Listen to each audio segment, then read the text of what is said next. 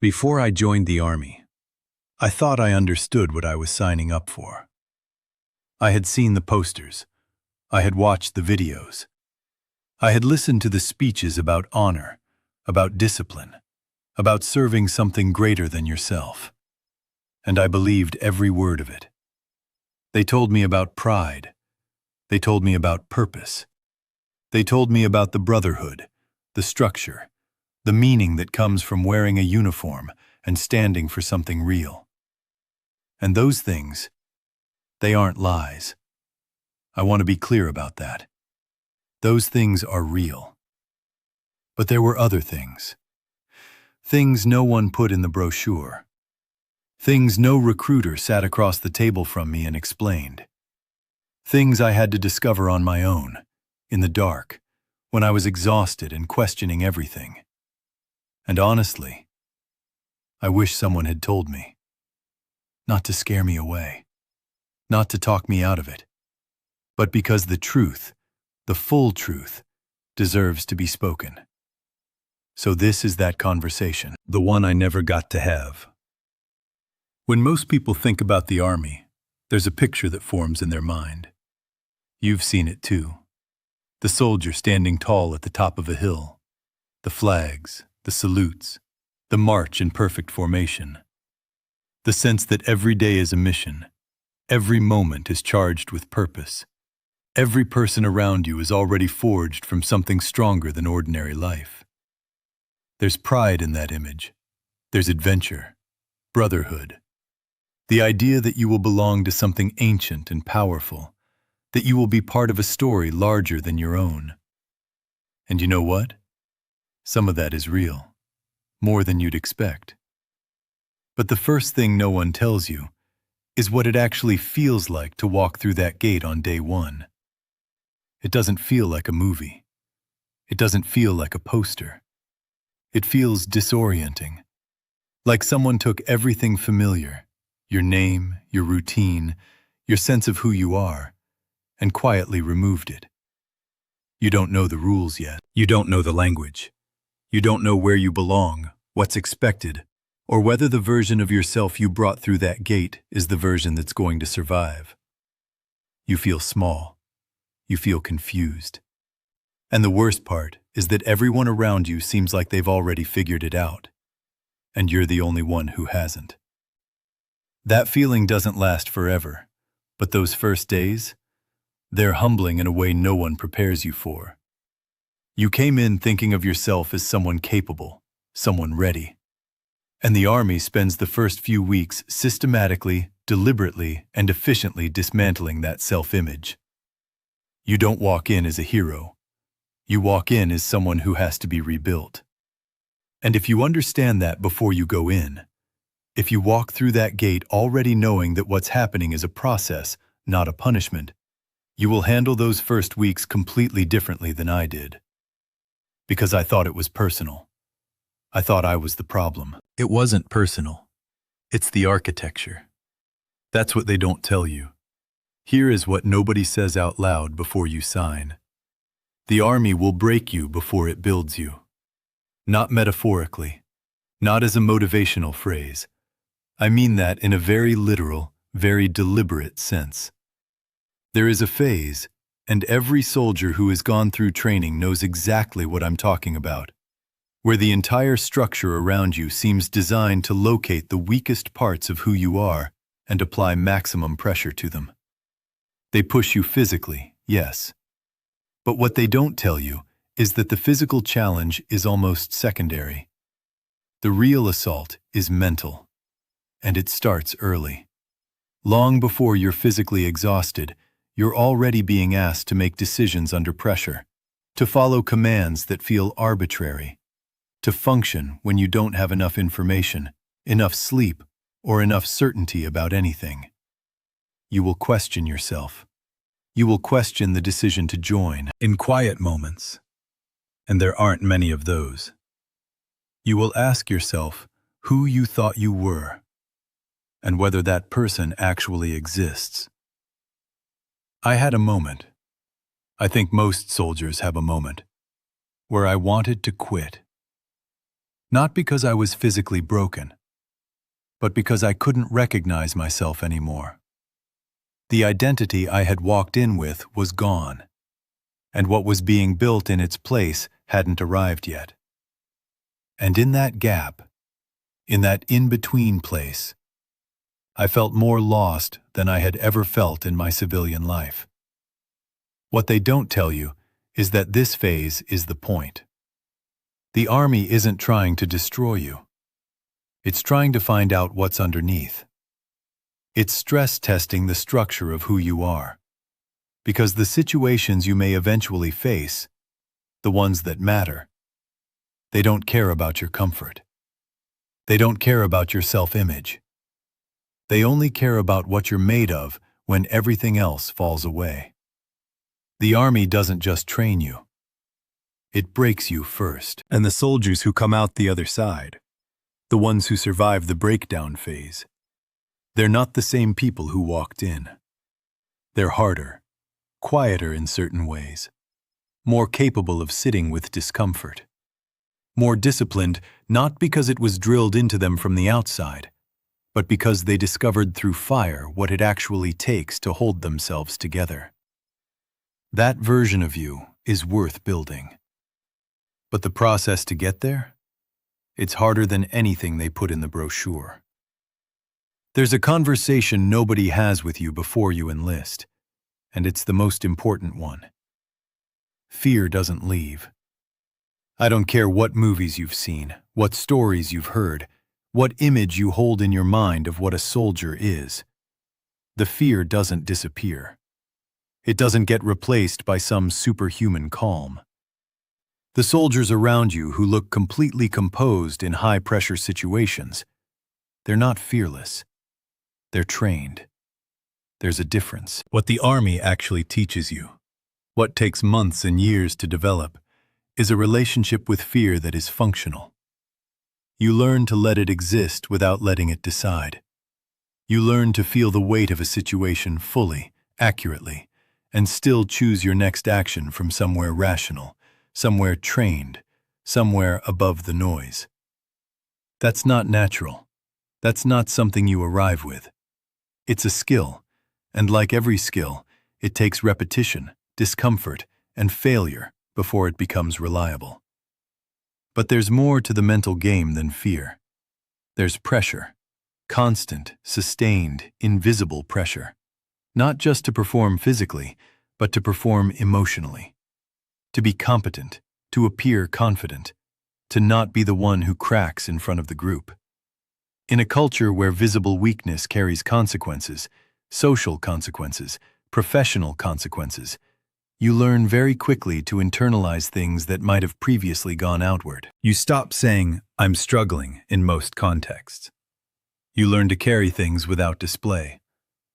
And in some ways, that makes you stronger. In other ways, ways that only become clear later, that habit has a cost. You learn to control fear, not eliminate it. The ones who understand this from the beginning, who walk in already knowing that fear is a tool and not an enemy, they move through training differently. They spend less energy fighting what they're feeling and more energy channeling it. That's the mental game. And nobody explains it before you arrive. Now let me tell you about the thing they actually get right in all the stories and all the films, but still somehow fail to explain correctly. The Brotherhood is real, but not in the way you imagine it before you go in. Before you join, you think of Brotherhood as something warm and immediate. You imagine arriving and being accepted, welcomed into something. You think of it as a feeling you'll have on day one, like a sense of belonging that comes with the uniform. What actually happens is different and far more powerful. You don't bond with people by being in the same place. You bond with them by suffering in the same place. By being completely exhausted at 3 a.m. and looking at the person next to you and knowing, without speaking, that they feel exactly what you feel. By making a mistake in training and having someone cover for you. Not because they like you yet, but because covering each other is what people who serve together do. The bond that forms through shared difficulty is unlike anything in civilian life. It's not built on common interests. It's not built on having things in common. It's built on the most fundamental human level. The level where your survival, or the success of the mission, or the simple maintenance of your dignity through an exhausting day, depends on the people standing next to you. That kind of trust doesn't come fast, and it doesn't come easy. But when it arrives, it's permanent in a way that very little else is. Years later, decades later, you will meet someone who served alongside you, and you will not need to explain anything. They already know. They were there. And that shared knowledge, that shared history of having been through something genuinely hard together, is its own language. You don't become brothers by choice. You become brothers by surviving together. They'll mention that in the recruitment ads, but they won't tell you what it costs to get there. They won't tell you that the brotherhood is forged, not given. And I think that's important to understand before you walk in expecting the warmth before you've earned the fire. This next part is harder to talk about. At some point during your service, you will realize that the person who calls home on weekends and the person who shows up every day inside the uniform are not the same person. Not entirely. You will learn to edit yourself. Not because you're lying to your family, not because you don't trust them, but because there is a gap, a real, genuine gap, between the world you now occupy and the world they still live in. And explaining that gap takes more words than a phone call allows, more context than a weekend visit can carry. So you stop trying to explain certain things. You learn to say, "It was fine," and "We're good," and "Don't worry."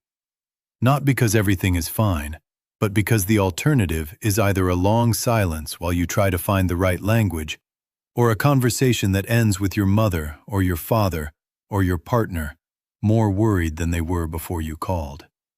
And so you protect them. That's what it is, ultimately. Protection. You know things now that they don't know. You've seen things, felt things, been shaped by things that don't translate into the normal register of family conversation. And rather than import that weight into their lives, you absorb it quietly into your own. The cost of that habit shows up later. In the difficulty of reintegration. In the feeling, years after service, that no one quite sees you completely. In a loneliness that has nothing to do with being physically alone, and everything to do with carrying a version of yourself that the people who love you have never fully met. This is something no one walks you through before you join. The emotional architecture of what happens to your relationships over the course of service. That's not in any training manual. Not because you don't want to talk, but because some things can't be explained. And the earlier you understand that, the more consciously you can work against it. Keep the lines open. Resist the habit of silence. The healthier you'll be on the other side. I want to talk about something that doesn't get discussed enough. Something that sits underneath all the talk of strength and discipline and purpose. The loneliness. Not the loneliness of being alone. You are almost never physically alone in the Army. You are surrounded by people constantly, in barracks, in training, in the field, at every meal. The physical solitude of civilian life simply doesn't exist in the same way. But there is another kind of loneliness, a quieter, deeper kind. The kind that comes from missing things. A sibling's wedding that you attended over a pixelated video call. A parent's surgery that you found out about through a text, thousands of miles away, with no ability to get there. A friend's life that continued moving forward, while yours took a hard right turn into something entirely different. Birthdays, graduations, ordinary Tuesday evenings that your family had together while you were somewhere else entirely, doing something they couldn't fully picture. You miss those things. Not dramatically, not usually, but steadily, quietly, in the way that accumulates over time into something you can't quite name. A feeling of having been absent from your own life for stretches of time. Of having returned to people who love you and realizing that the shape of everything has shifted slightly, and you weren't there to see the shifting happen. They tell you about sacrifice in general terms. They talk about it with flags and ceremonies and noble language. But sacrifice in practice is often just this: missing the small things, the unremarkable things, the things that make a life feel continuous and yours. You serve your country, but sometimes you feel far from everything else. That doesn't make service wrong. It doesn't make it not worth it. But it is part of the full picture. And the full picture is what I promised you at the beginning of this. Let me be direct with you now about some things that don't come with warnings. Things don't always go as planned. That sounds simple. It isn't. In a civilian context, when something doesn't go as planned, there is usually room for recalibration, for delays, for revisions, for another attempt. In military contexts, the margin for error is different. Decisions carry immediate weight. The gap between a good call and a poor one isn't measured in inconvenience. It's measured in outcomes that matter. That weight does something to you over time. It changes how you think. It makes you slower and more deliberate in some situations, faster and more decisive in others. It installs a kind of seriousness in your cognition that doesn't leave when the uniform does. And the decisions, the ones that stay with you, they're not always the dramatic ones. Sometimes they're the quiet ones. The moment you chose one thing over another, and later, alone, you turned it over in your mind, wondering if you chose correctly.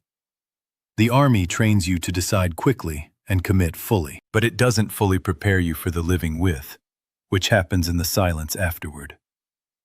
The responsibility, too, is something they under-explain. As you advance in service, the responsibility doesn't just grow in scope, it grows in intimacy. You become responsible for people, for their performance, their safety, their morale. You carry the weight of the people under your command in a way that is nothing like managing a project or leading a team in a corporate context. These are people who will follow your lead into difficult situations. That gravity is not metaphorical. Some lessons stay with you, long after the uniform is gone. There is no clean break from what the Army puts into you. The structure, the habits, the way you scan a room or process a situation or respond to pressure. These things don't deactivate at discharge. They become part of how you move through the world. Sometimes that's an advantage. Sometimes it takes adjustment. But it's permanent. And it's yours, whatever it costs you to earn it. I want to address something that matters, not just for people considering service, but for everyone who watches from the outside, who loves someone who serves, who forms their understanding of the Army from what they've seen on screens.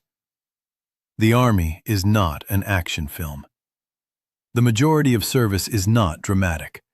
It is not explosions and narrow escapes and heroic moments captured in slow motion. The majority of service is discipline applied to unglamorous things. It is showing up. It is doing the work correctly when no one is watching.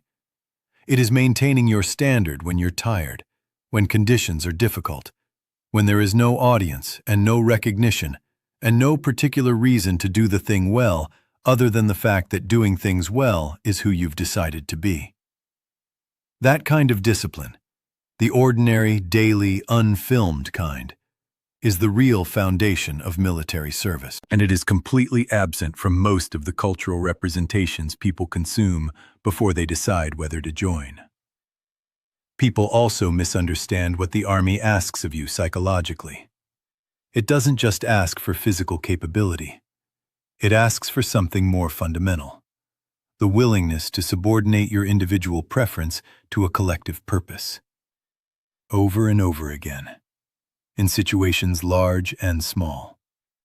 That's a specific kind of sacrifice, the sacrifice of your own agenda in service of something that supersedes it.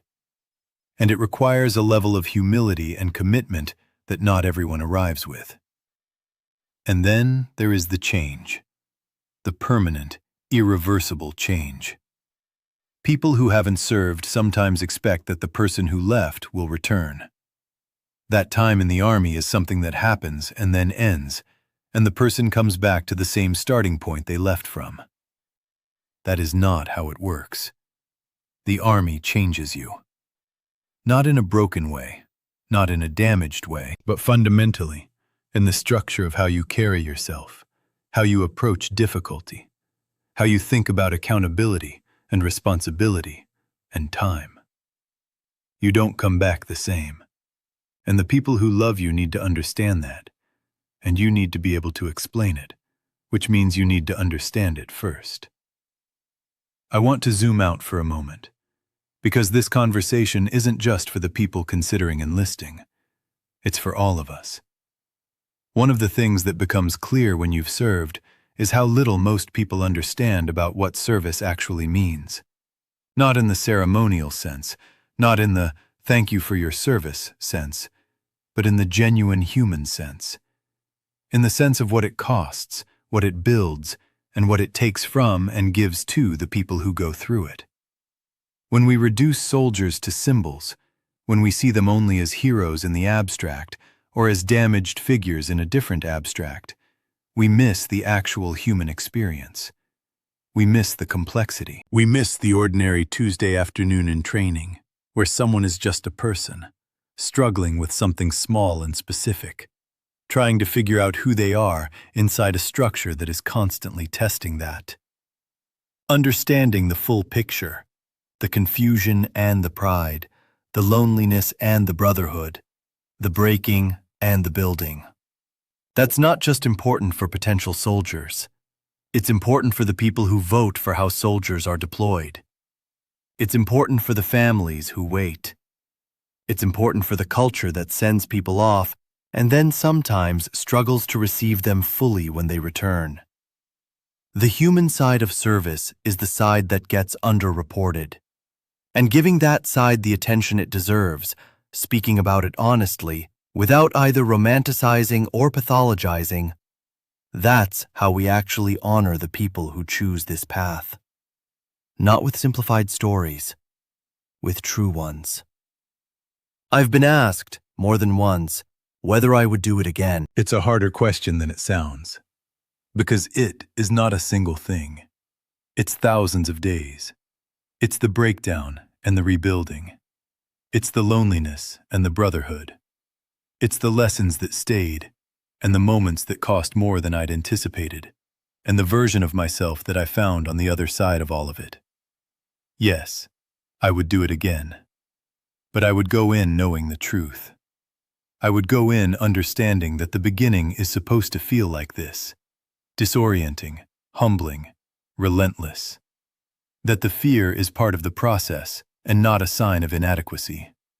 That the bond I would eventually feel with the people beside me would be built not on arrival, but on endurance. That the things I would stop saying to my family weren't signs of distance, but of protection, and that I would need to find the language eventually anyway. I would go in knowing that the hardest moments weren't punishments, they were the curriculum. And I would carry differently, from the first day, the awareness that service changes you in ways that don't revert. And that those changes, on balance, are worth having. Even the heavy ones. Even the ones that take years to fully understand. Because here is what I know now that I didn't know before. The hardest parts of any real experience are the ones that shape you most completely. And the ones that shape you most completely are almost never the ones anyone tells you about in advance. They're the ones you find out about by going through them. Because the hardest parts are the ones no one tells you about.